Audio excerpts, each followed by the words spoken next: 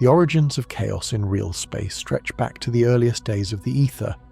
Before the flowering of evolutionary life on the nascent worlds, before the Primarchs were forged, there existed a phenomenon beyond mortal understanding, the Immaterium. This realm is a sea of psychic potential, shaped by thought and emotion, where the forces of chaos were not birthed but ever-flowing. The earliest whispers of chaos began as subtle tremors in the warp, echoes of the emotions of sentient creatures yet unborn. Empires of mind would rise and fall, and with each rise the currents of chaos grew more defined. Some scholars trace the purpose of chaos back to a mythical harmony. In this theory, chaos exists to maintain balance between order and entropy.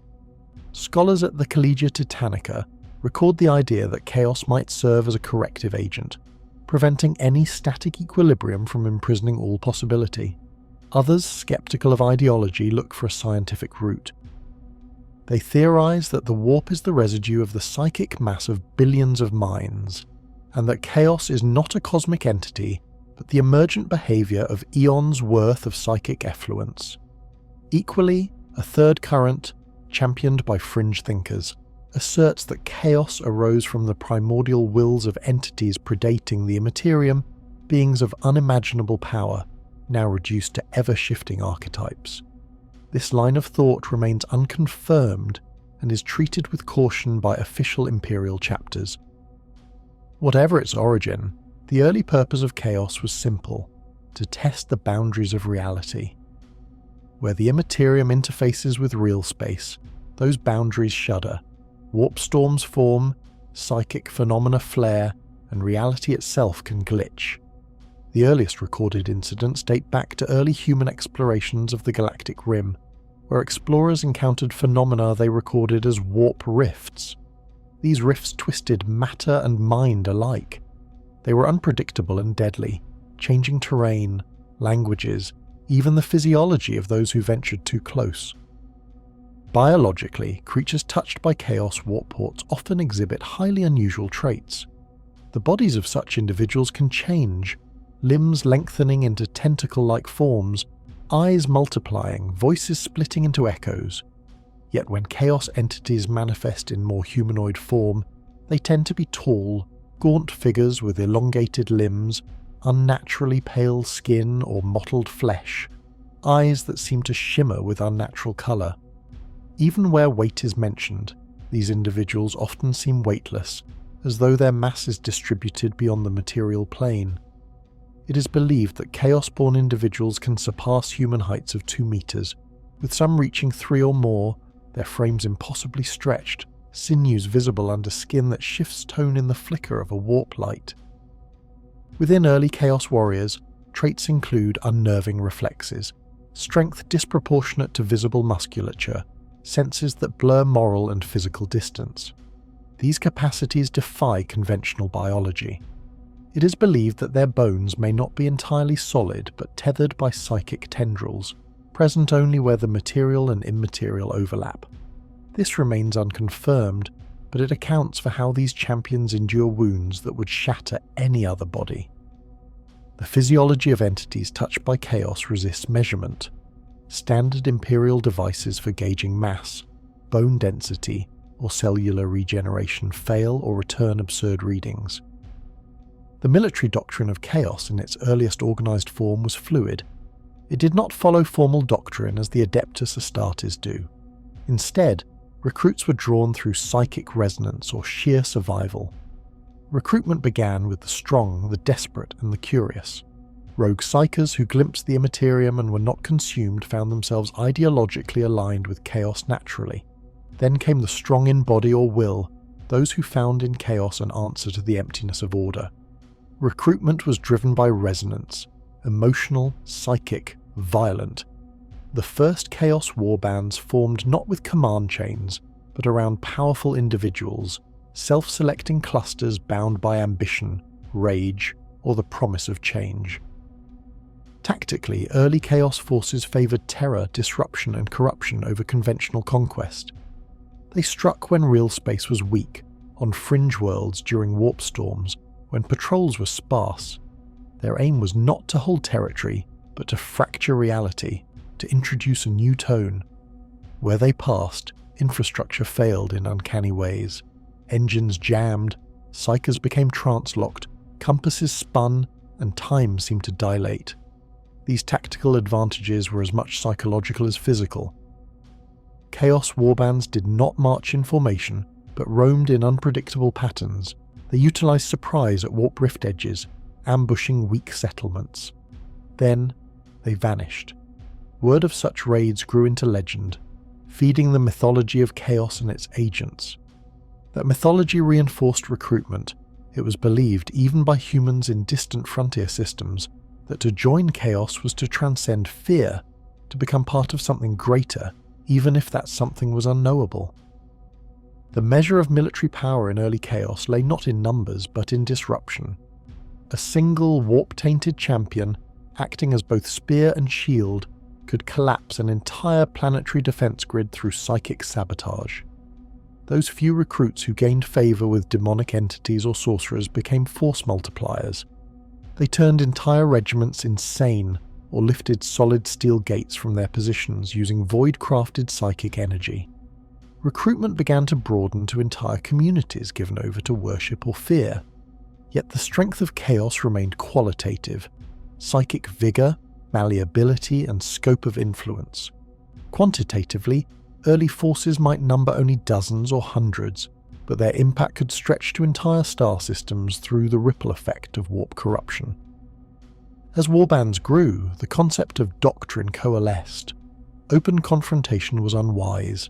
Instead, focus on infiltration, psychic disruption, and subversion. Even now, chaos forces deploy operatives as agents of long-term corruption, embedded among planetary elites, assailing religious orders from within, sowing sedition rather than sieges. This strategic seed planting remains a hallmark of chaos doctrine, and it has its origins in those earliest incursions, where stealth, persuasion, and psychic taint outweighed brute strength. The early military culture of chaos is intertwined with symbols and ritual. Runic staves carved from the bones of warp-touched beasts, and banners made of living shadow cloth, designed more to unsettle than to command. These items helped bind recruits to the cause.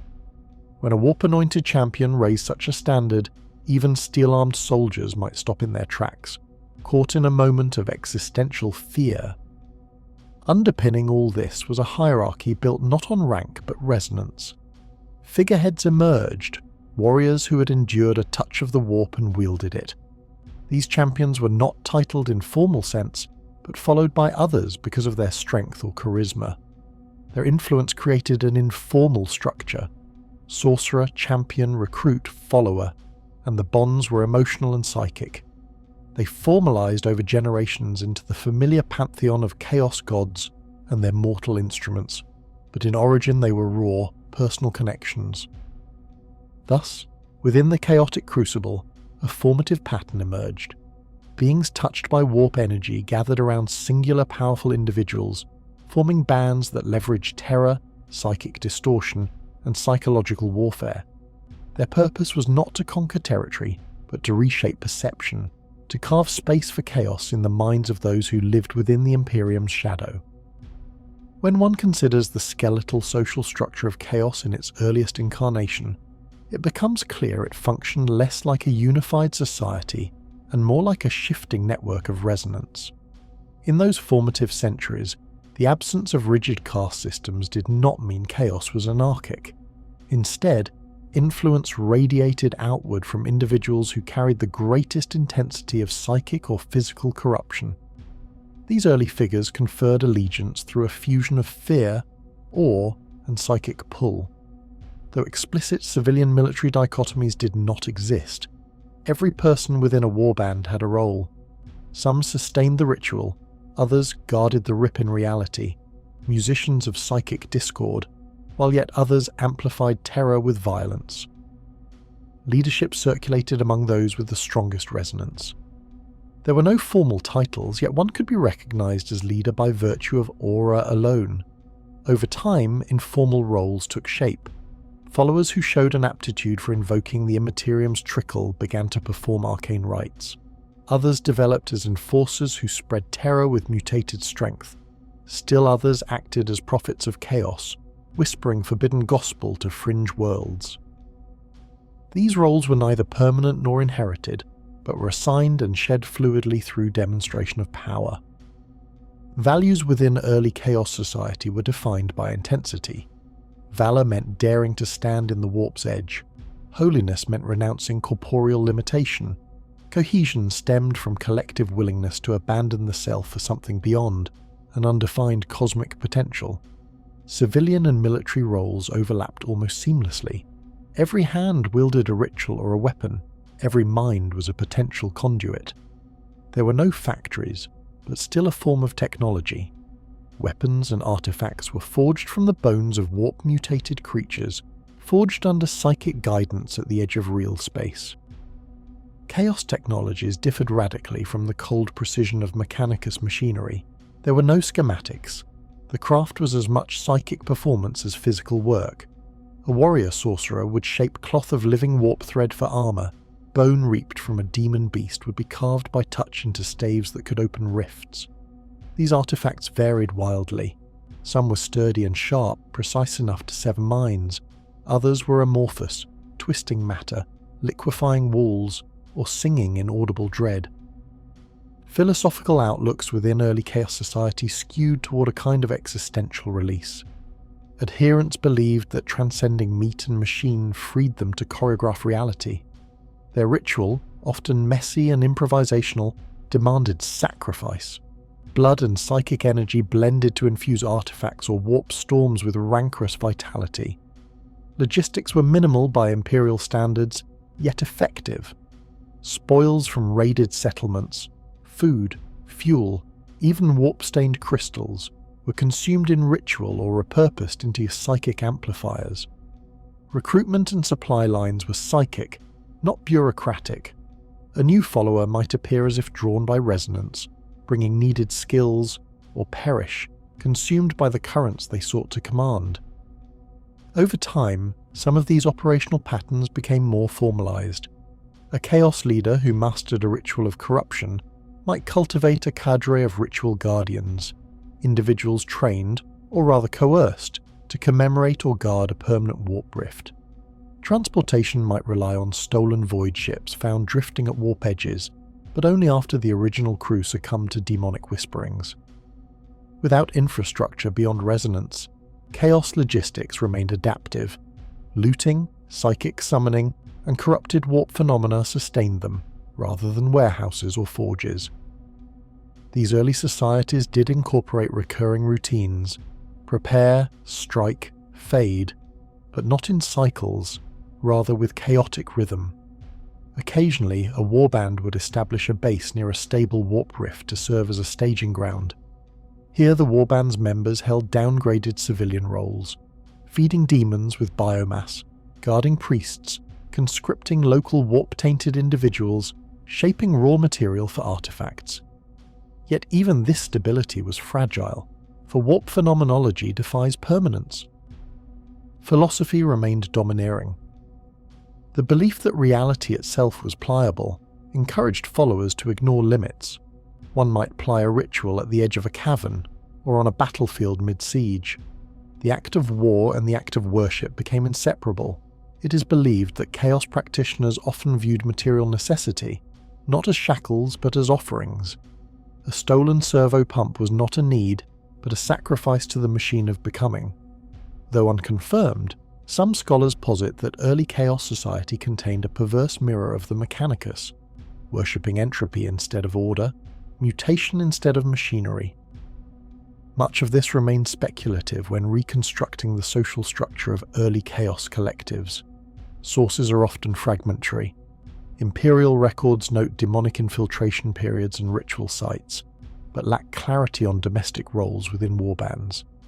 Yet from anecdotal testimonies and fragments of captured documents, the progression is evident, that chaos society began amorphously and evolved into organized structures, ritual centers, resistant enclaves, even temporary cultist-run worlds, when psychic saturation held long enough to allow pattern to emerge. Chaos Society, in essence, co-opted existing structures and removed self-limitation. No formal hierarchies, but strong sentience created temporary stratification. No formal economy, but psychic resonance determined value. Civilization, in the warp-swayed sense, existed when the real space remnants remained present long enough to stitch together functions, ritual, defense, supply, in a framework more elastic than any imperial bureaucracy. That returns us to leadership. Famous leaders were often those who had endured real space-tainted warp events, experiences that transformed mind and body and directed others. Their aura of power settled followers even when survivors lacked flesh, only presence.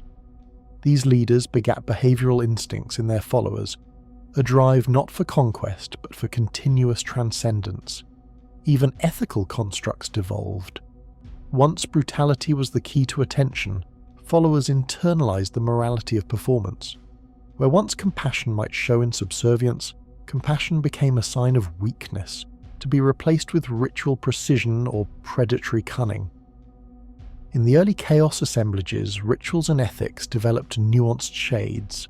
The sacrificial rite, for instance, was not merely killing but enacting a moment of cosmic undoing. Internal castes emerged, carriers of sorrow who offered emotional charge to a ritual, enforcers of silence which broke the opponent's will, heralds who shaped meaning afterward. But these divisions were transient.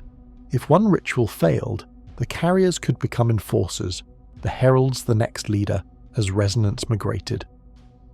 The anatomy of early Chaos Society thus remained dynamic, an interplay of mutated biology, psychic resonance and adaptive survival. It functioned not because it held to institutional cohesion, but because those it touched adapted instantly and remorselessly. That adaptability became the foundation of Chaos's enduring threat, an entity with no soul but psychic glue, no economy but resonance, no stability but perpetual metamorphosis. Prominence in the chaotic order begins with those whose power radiates beyond the boundaries of reason, and the earliest legendary leaders of Chaos Undivided command attention not by rank, but resonance. One such figure is the War Master of Chaos, Abaddon the Despoiler, whose influence transcends any single god's domain. He is not born of myth alone, but documented in detail. He leads the Black Legion, the cohesive successor to the Sons of Horus.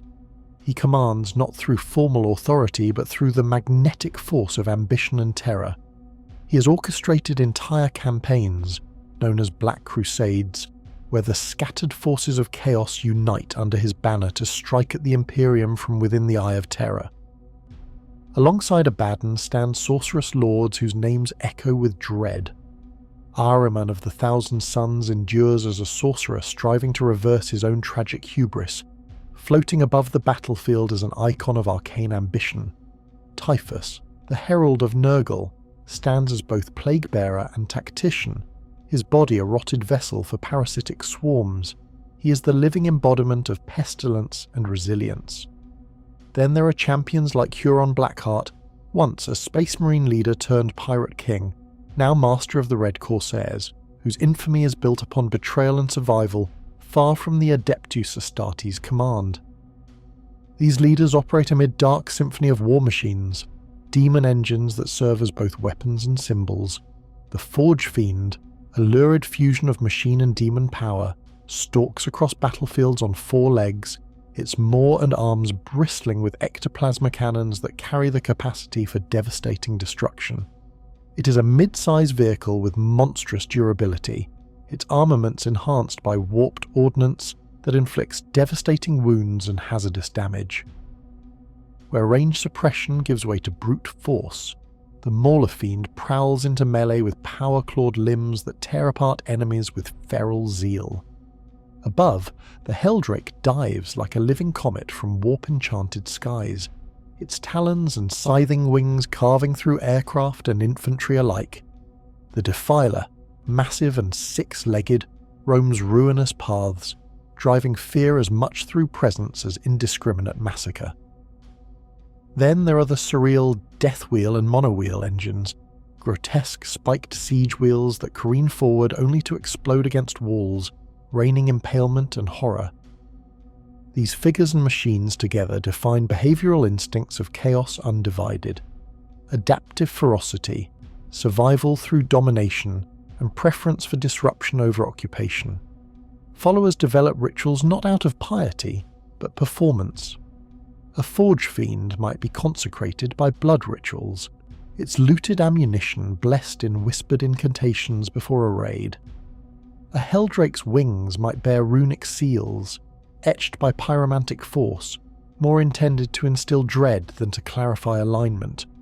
Rituals emerge organically, like scars on a communal soul, each iteration unique yet resonant across warbands. Internal castes form, patterned not by titles, but function. There are heralds of despair, specialists in psychic fear, whose whispers sap morale. There are arm-bearers, warped artisans who channel warp energies into demon weapons, moulding bone and sinew into instruments of mass destruction.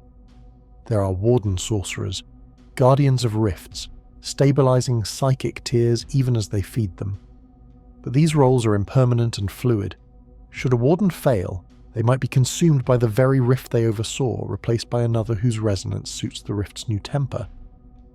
Ethics are inverted within this milieu. What might be labelled cruelty in the Imperium becomes calculus here. Sacrifice is evaluated by psychic return, loyalty by the depth of delusion, cunning by the breadth of influence. Followers learn by imitation. If Abaddon raises worlds yet returns stronger, then raising becomes strategy. Power and fear become language, and survival itself becomes a teaching tool. Behavioural patterns evolve. Units learn to herald war with existential signals, demon engines rearing in geysers of warp-corrupted flame, psychers screaming an unearthly anthem through vox-tainted horns, and followers bursting into psychic communion, shattering cohesion in enemy lines. These moments define ethos. Chaos Undivided is not a siege force, it is an event that engulfs what it touches. Thus the world of Chaos Undivided reveals itself, bound not by law but by resonance, ruled not by statutes but by fear, advancing not by conquest but by contagion. Its leaders are embodiments of ambition, its machines are psychic instruments of horror, and its society is a fluid storm of power and corruption. Boundaries between civilian and soldier, sorcerer and warden, holy and heretic dissolve, leaving only the core instinct, eternal change, guided by the forces that bind reality's fraying edge. The celestial bureaucracy of the Adeptus Administratum holds records spanning millennia, stretching back to the Great Crusade Millennia 30, when the Emperor of Mankind first established the Imperial administration under Malcador the Sigillite, the first master of the Administratum. These archives were intended to catalogue tithes, resource allocation, and the vast logistical complexity of a galaxy-spanning empire. In this context, any appearance of Chaos Undivided, especially in its early undocumented form, would provoke both alarm and confounding ambiguity among Imperial scribes. Imperial documentation of chaos begins with obscure notations, disruptions at astropathic relays, anomalous warp-tainted incursions, and reports of ritualistic subversion within civil records. One fragmentary account describes the arrival of space hulks, drifting vessels emerging from the warp, and their interpretation by Administratum offices as logistical errors or navigational anomalies. Only as reports accumulated did the staff recognise these incidents as manifestations of warp-tainted influence, the early footprints of Chaos Undivided's shadow. The Administratum's response to these early interactions was both procedural and inchoate. Reports were filed and filed again, characterised largely as aberrations rather than threats. In most cases, Chaos-touched starships were destroyed under suspicion of heresy or warp contamination, while the patterns of warp-borne infection, plagues, undead, warp-tainted raiders were catalogued as medical or security emergencies. One documented crisis recounts how a virulent sickness, later traced to Chaos influence, ravaged the naval crews of vessels exposed to a Chaos starship named Plague Claw, commanding attention from multiple tier levels of Imperial investigation. This initial flurry of activity demonstrates how the Administratum's bureaucratic machinery strained to comprehend the rising tide of chaos. Their records show swathes of data, filed under titles such as epidemic, shipwreck, or cultist unrest, while the underlying warp-borne phenomena remained classified under procedural terminology. Early documented interactions between the Adeptus Administratum and Chaos Undivided revealed dissonance between theory and recognition. For years, axioms of Imperial doctrine, heretics must be stamped out, anomalies of systemic failure, held sway. Even where records admitted unexplainable phenomena, they were treated as administrative curiosities. Only the slow aggregation of anomalies across planetary, sector and subsector levels coalesced into a recognizable pattern, one that suggested a cosmic threat rather than mere paperwork error. When these patterns aligned, such as clusters of warp-spawned disease outbreaks, anomalous warp flares, or subversion among local administrative ranks, higher authority took note. The Administratum, noting systemic breakdowns and inconsistencies, flagged them for Inquisition involvement or military interdiction. Often they passed these disruptions to the Officio Medicae or the Departmentum Munitorum, who would record them as crises to manage rather than apocalyptic heralds and bureaucratic crisis planning. In retrospect, the first documented interactions, though not labelled as Chaos Undivided, represent the earliest administrative acknowledgements of its influence. These records serve as canonical markers in the Imperium's collective memory of chaos, catalogued not in triumph, but in procedural weariness. Through the chronicler's vox tape logs and sector filing ledgers, the Administratum unwittingly mapped the early encroachment of chaos. From the vast repositories of the Adeptus Administratum, certain reports stand out not for their clarity, but for the unsettling continuity of their content. In scattered records dating as far back as the late 33rd millennium, unrelated field reports began to note peculiar phenomena that, at the time, were catalogued without correlation. These anomalies range from inexplicable surges in civilian unrest to sudden, coordinated uprisings among disparate worlds that shared no obvious communication or cultural ties. Most such occurrences were attributed to localized instability, Xenos interference, or the machinations of specific cult networks dedicated to individual ruinous powers. Yet even in these early centuries, certain scribes, typically junior archivists without authority to demand further investigation, quietly remarked on recurring patterns that did not match the modus operandi of known threats. In the standard classification of heretical disturbances, Administratum archivists were instructed to categorize outbreaks under the prevailing theological schema: corruption by the blood god, seduction by the dark prince, manipulation by the changer of ways, or plague workings of the Lord of Decay. But the documents that now, in retrospect, seem most relevant to Chaos Undivided often displayed an absence of such singular thematic markers. Rebel banners lacked the distinct iconography of the Four.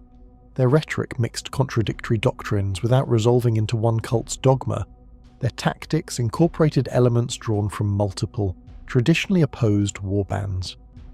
In more than one case, combat footage recovered after the pacification of an insurrection revealed symbols later identified as the 8-pointed Star of Chaos, though, in these centuries, such imagery was not yet officially recognized as a distinct signifier.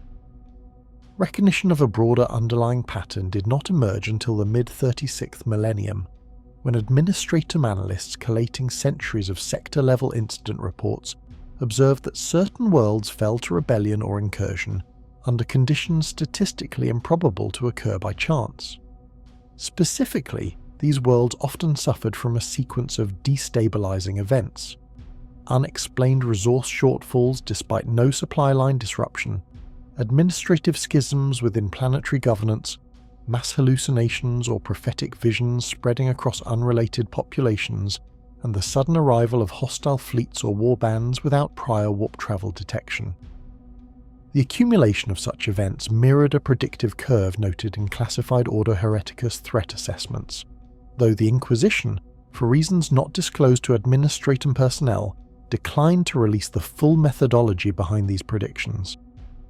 From this recognition, the Administratum began maintaining a specialized composite hereticus register, a ledger distinct from those reserved for the 4 primary chaos powers.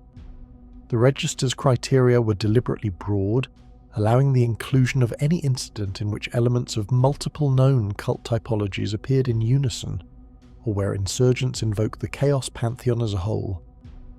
In the decades following its establishment, the register began to fill with entries spanning from hive riots on Necromunda's lesser spires to the planetary secession of Mornoth Prime in the Gothic sector, where Imperial forces encountered warbands bearing the combined heraldry of World Eater and Emperor's Children splinter groups, an alliance inexplicable under conventional understanding of rival chaos agendas.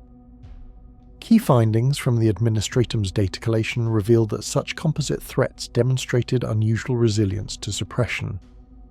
Where mono-aligned cults could be countered by exploiting their thematic weaknesses, plague cults by purging infected zones, Cornate berserkers through attrition warfare, multifaceted forces adapted unpredictably.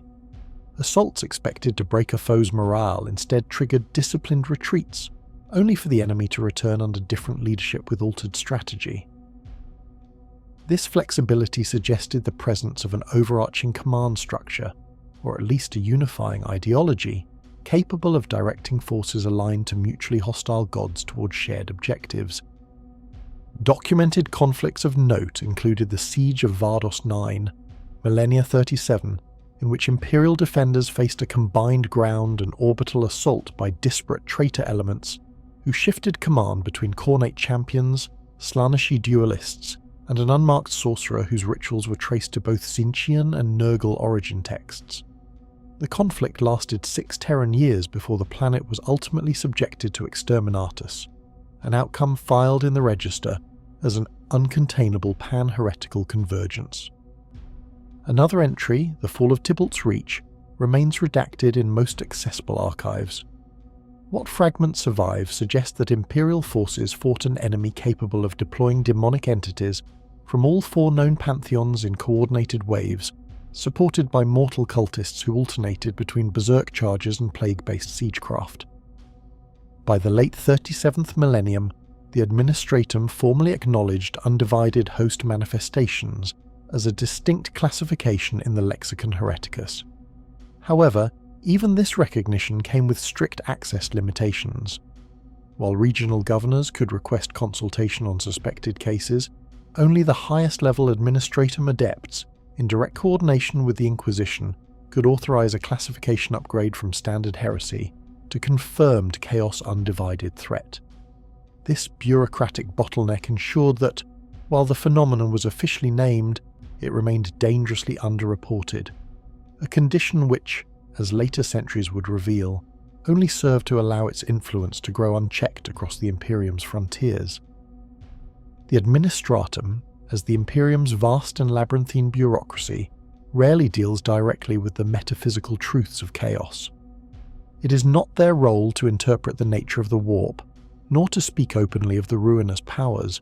Those responsibilities, where permitted, fall to the Order Malleus or to specialized branches of the Adeptus Ministorum. Yet, over the span of 10 millennia, the Administratum's archivists, scribe legates, and record curators have collected a staggering mass of data, much of it fragmentary and mundane, which, when assembled into the proper context, forms one of the most comprehensive indirect records of Chaos Undivided's impact on the Imperium's stability. This body of material did not emerge from a deliberate program of study. In the early millennia of the Imperium, references to unexplained disasters, anomalous rebellions, inexplicable fleet disappearances, and sudden planetary collapses were scattered across millions of unrelated dossiers. These entries appeared as footnotes in tithing reports, amendments in fleet deployment orders, errata in trade manifests, or redacted minutes from planetary governor councils. For the Administratum clerks of that age, such incidents were nuisances, obstacles to completing quotas or delivering accurate projections. The warp, while known, was not yet universally associated with such irregularities in an administrative sense. The data was siloed and its true connections hidden. Early anomalies in the records often appeared as fiscal discrepancies or demographic irregularities. A manufacturing complex would be found inexplicably abandoned, its production quotas unfulfilled for months, yet with no trace of where the workforce had gone. Census documents from agri-worlds might abruptly register losses of hundreds of thousands without the accompanying reports of famine, disease, or war that would explain them. Fleet logs showed vessels arriving months earlier or later than projected by astropathic calculations, without any formal investigation into temporal distortion. These were recorded without further commentary, preserved because the Administratum's creed demands completeness, but filed as bureaucratic curiosities rather than as matters of state security. Over centuries, however, certain high-ranking ledgermasters began to note recurrence. In regions where such anomalies clustered, later reports often documented open heresy, military rebellion, or planetary secession. The Administratum's own analysts, those rare scribes trained in correlating data across multiple sector offices, began circulating discreet memoranda to senior sector governors, warning that these patterns represented more than simple local mismanagement. Their language was careful and oblique, avoiding outright reference to the heretical or demonic, but the implication was unmistakable. There was a repeating progression of events that ended in the destabilization of Imperial authority. The recognition of a pattern became more formal during the third millennium of the Imperium, when the Segmentum Obscurus archives were reorganized after the disastrous internecine purges that followed the Moirae Schism. The new archival protocol required that irregular systemic disruptions be assigned specific cross-reference sigils. When applied retroactively, these sigils revealed that hundreds of recorded irregularities from unrelated worlds bore near-identical sequences: economic disturbance, unexplained mass disappearances, temporal distortions in shipping schedules, psychic disturbance reports from local astropaths, and finally, often decades later, the outbreak of overt rebellion. What the Administratum could not say openly, but which the Inquisition's data scryers understood perfectly, was that this progression was a signature of Chaos Undivided's infiltration.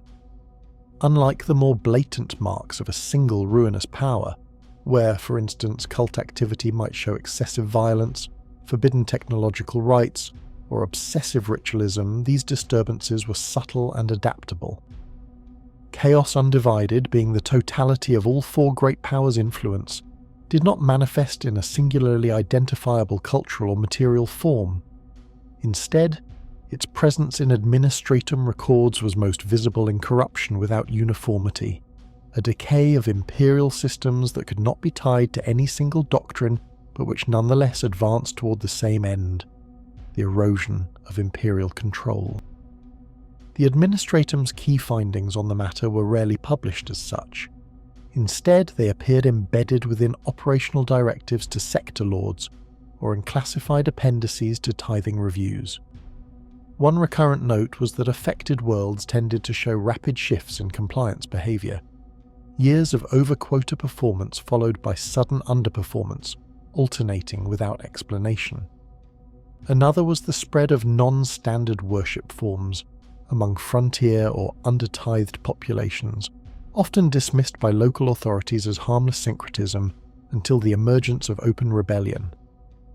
Even when such patterns were recognised, the Administratum often found itself powerless to act without military intervention. The bureaucracy was designed for documentation, not for the direct suppression of heresy. That responsibility fell to the Astra Militarum, the Adeptus Arbites, or, when things had gone too far, the Inquisition. Thus, the Administratum's noted conflicts with Chaos Undivided often exist only in the periphery of their archives, recorded as massive disruptions to supply chains, resource allocations, or planetary compliance ratings. The Siege of Vrax, for example, is remembered administratively not for its heretical iconography or demonic incursions, but for the catastrophic loss of 9 centuries' worth of stored munitions and the complete erasure of the world's tithe obligations from the ledgers. In a sense, the Administratum's role in charting Chaos Undivided spread was that of an unwitting witness. They did not see the demons, nor hear the sermons of the dark gods. Instead, they recorded the hollowed-out manufactoria, the vanished tithe fleets, and the altered birth rates.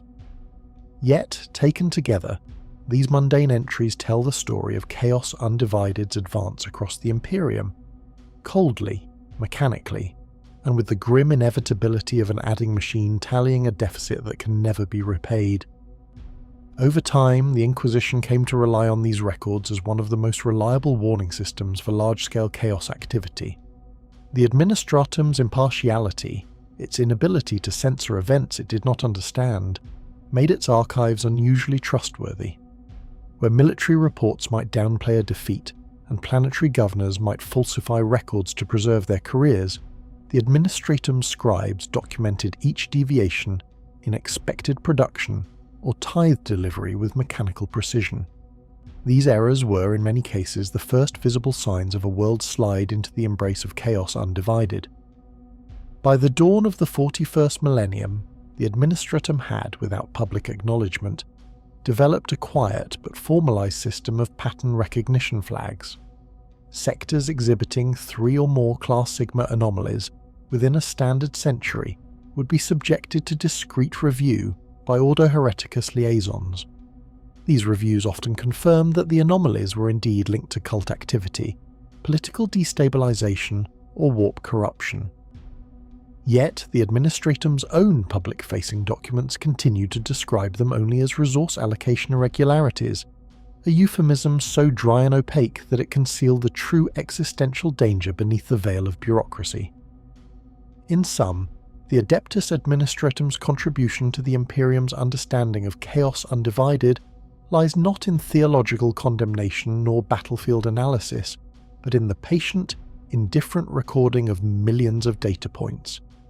It is in the cold margins of supply manifests, in the footnotes of population censuses, in the faded ink of long-forgotten tithe ledgers that the pattern emerges, an unbroken thread of entropy woven into the Imperium's history, chronicled not by those who sought to understand it, but by those who simply could not avoid recording it.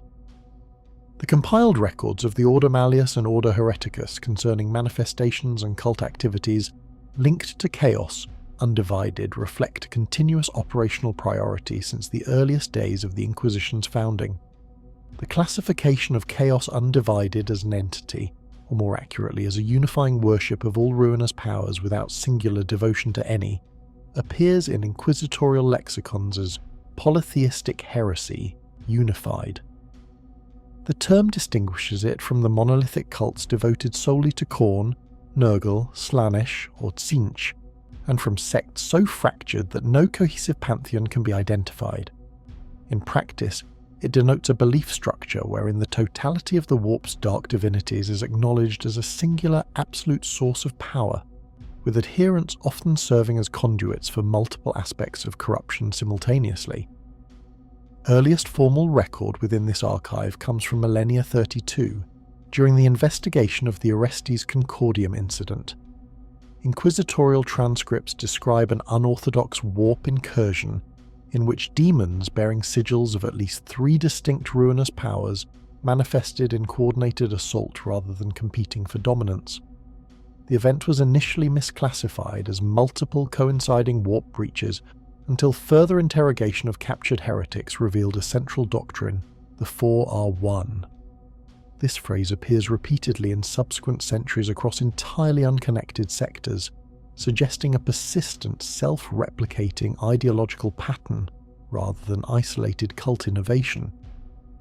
The operational hazard presented by Chaos Undivided cults lies in their unpredictability. Ordo Hereticus assessments note that single-god cults often manifest distinct traceable behavioural markers, ritual bloodletting for Khorne, putrefactive relic handling for Nurgle, obsession with excess for Slaanesh, or compulsive pursuit of forbidden knowledge for Tzeentch.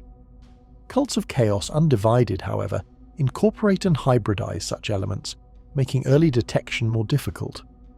A cell uncovered in Hive Disolium during Millennia 38, for example, alternated between mass combat rites and elaborate mutation ceremonies, each stage drawing strength from different warp domains, yet directed toward the same overarching iconography, the 8-pointed star.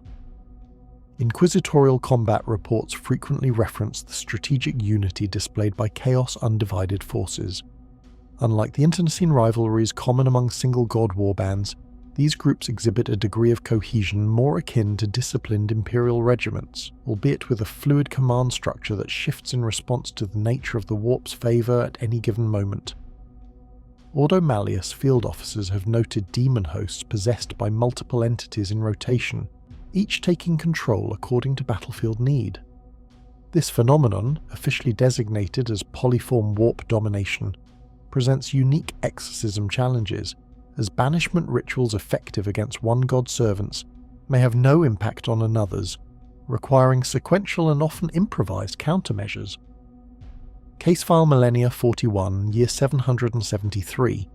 Gilgamesh illustrates the operational scale such cults can achieve. Over a 5-year period, an undivided warband known as the Covenant of the All-Sight infiltrated 3 separate planetary administrations within the Gilgamesh subsection. Using a blend of bureaucratic corruption, psychic indoctrination, and ritualized mass bloodshed, they orchestrated a synchronized planetary uprising. By the time the Ordo Malleus arrived in force, all 3 worlds had declared themselves under the Infinite Throne, a conceptual seat of power within the warp claimed to encompass all the ruinous powers in balance.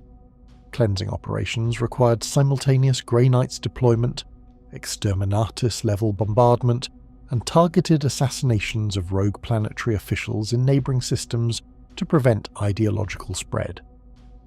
Records indicate that Chaos Undivided cult proliferation tends to accelerate in periods of galactic instability. The 13th Black Crusade, for example, saw a marked increase in polytheistic heretical cells across Segmentum Solar, many of which acted as logistical or intelligence assets for Abaddon's war fleets.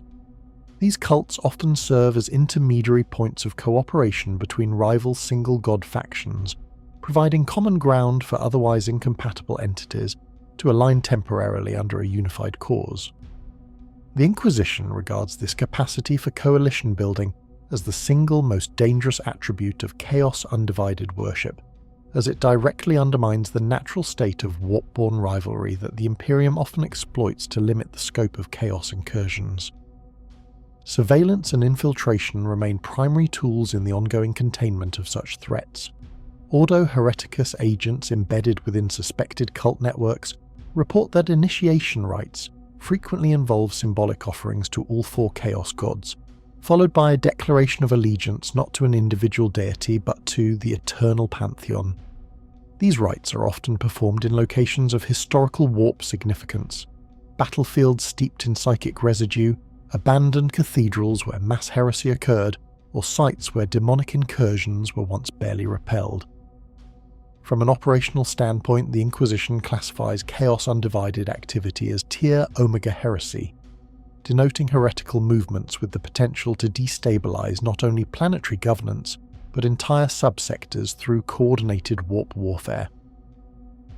As of the most recent review cycle, Inquisitorial Command has issued standing orders for immediate escalation to purgation-level responses upon confirmation of undivided cult presence, bypassing the standard containment protocols used for lesser heresies.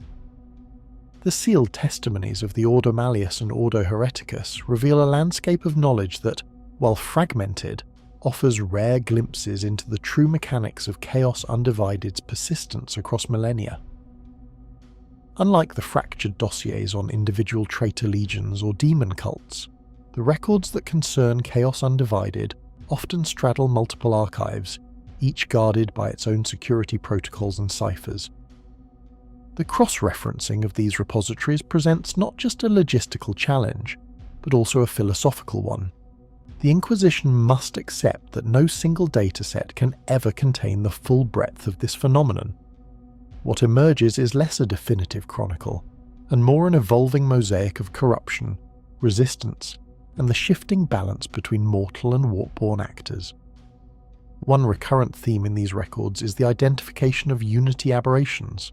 a classification coined in Millennia 38 by Lord Inquisitor Clauven Dast to describe coordinated actions between otherwise rival Chaos factions. Dast's team documented at least 37 such events between Millennia 34 and Millennia 37, the most infamous being the Valkyrie Convergence, during which elements sworn to Khorne and Tzeentch jointly overran 3 mining moons in the Halion Belt. The Inquisition's analysis concluded that such collaborations, while often temporary, indicate a deeper substrate of shared interest within the Immaterium, a substrate the Inquisition can neither fully map nor reliably disrupt. The records also dwell heavily on mortal intermediaries, planetary governors, rogue traders, even high-ranking ecclesiarchs, who became vectors for Chaos Undivided influence. The Inquisition categorizes these agents not solely by their allegiance, but by the breadth of their service to multiple ruinous powers. A governor who serves Nurgle exclusively might be purged and replaced swiftly. One who channels the influence of all 4 powers without destabilizing his rule for decades represents a more insidious threat. In some cases, such individuals escaped immediate execution due to the Inquisition's fear that removing them would trigger unpredictable warp repercussions, or worse, create a power vacuum that rival cults might exploit. Several files deal with artifacts and relics capable of harmonizing the otherwise competing warp signatures of the Chaos Gods. The Seal of Targath is cited repeatedly, a hexagonal disc recovered during a purge on Balthax IV in Millennia 39. Witness accounts and sensorium data suggest that the seal could stabilize multi-allegiance rituals, allowing cultists of disparate faiths to perform combined invocations without the usual psychic interference. The Inquisition's attempt to destroy the seal reportedly failed. Instead, the artifact was sealed inside a stasis field and relocated to an undisclosed Ordo Malleus vault, its access restricted to magenta clearance and above. Demonological observations in these records point to the existence of warp entities who actively resist being subsumed into any single god's domain. These entities, often designated unaligned greater manifestations in inquisitorial lexicon, operate with an unsettling degree of strategic foresight. While some act as mercenaries or intermediaries between rival demonic hosts, others appear to have long-term agendas independent of the four. In rare instances, they have been documented orchestrating joint incursions where the distinction between mortal and demon command structures dissolves entirely, producing battlefields that the Inquisition classifies as concordant chaos zones. Perhaps most alarming are the redacted segments, heavily censored entries where entire pages are replaced by black ink and sealed runic overlays. One fragment recovered from such a section refers cryptically to the Accord of the Silent Deep, an alleged pact between mortal cult leaders and multiple demon primarchs. No corroborating evidence is available in the accessible record, yet the very fact of its mention has prompted repeated review by successive conclave leaderships. In their totality, these Inquisition records do not present Chaos Undivided as a permanent alliance, but as a recurrent emergent property of the warp's ecology, a natural consequence of the shared hunger that defines all ruinous powers. Each recorded instance of unity is a temporary crystallization of mutual interest, one that dissolves as quickly as it forms, but whose echoes can warp entire sectors for centuries. The Inquisition's operational challenge is thus not simply to dismantle existing alliances, but to develop methodologies capable of anticipating and countering their re-emergence before the first banners are ever raised. Inquisition records pertaining to the threat of Chaos Undivided are deliberately sparse in unrestricted archives, but within Ordo Malleus high-security data vaults, the compiled weight of millennia is stored with precision and without sentiment. These documents do not speak in the language of rumour or theological certainty. They speak in the careful, clinical detail of a force whose aim is total erasure of the foe, not its study for posterity. The closing assessments of Chaos Undivided in these files are less a summation and more an evolving strategic directive. They acknowledge that no permanent victory is achievable through conventional campaigns. The goal, reiterated across centuries of mimetic reinforcement, is not eradication but indefinite containment, pushing cult activity into obscurity, denying warband alliances the capacity to unify, and exploiting schisms between the great powers of the warp whenever possible. The survival of the Imperium depends not on the end of the threat, but on ensuring it is always too fractured to deliver a killing blow. These records also detail the specific operational lessons learned from centuries of deployments against undivided war hosts. First among these is the understanding that such forces operate outside the predictable patterns of single god adherence. They exhibit adaptive tactics, shifting between berserker assaults, disciplined ranged engagements, and psycho-led destabilization without hesitation. Where a warband of Khorne might charge without regard for flanking forces, or a host of Tzeentch might refuse close engagement, undivided forces can combine both approaches seamlessly. The result is an enemy that resists the templated countermeasures that Imperial forces traditionally rely upon. The Inquisition's long-term approach includes sanctioned infiltration operations, most often conducted by assets whose existence is expunged even from the memory of their commanding agents. These operatives attempt to sow division within the ranks of undivided cults, feeding false intelligence and manipulating leadership hierarchies to fracture alliances. Such missions are considered high risk and are carried out with full acceptance that recovery of the operative is statistically improbable.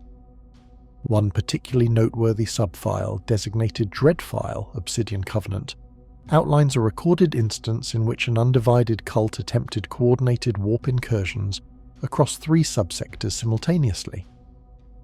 Though the Inquisition successfully halted the campaigns, the underlying intelligence revealed a disturbing level of logistical cooperation between splintered Chaos warbands, suggesting that, under the right conditions, the ideological divisions between the Dark God's followers could be set aside indefinitely. The existence of such unity represents the single greatest red-level threat in Order Malleus doctrine. Closing entries in the record adopt a blunt, unembellished directive. All forces must operate under the assumption that Chaos Undivided cannot be destroyed. Its strength lies not in the power of the warp alone, but in the unification of mortal will under its banner. The ultimate safeguard lies in unending vigilance, surgical disruption, and denial of its capacity to centralize power. Should it ever achieve true permanence in its unity, the survival probability of the Imperium falls to an unacceptable statistical range. With this, the Inquisition's archive on Chaos Undivided is sealed under full stasis lock, subject to regular strategic review. No record within these vaults offers comfort. Every analysis ends with the same underlying truth, that the galaxy endures not through decisive victory, but through the relentless prevention of an absolute loss. In this, the war against Chaos Undivided is not fought to be won, but to be never lost.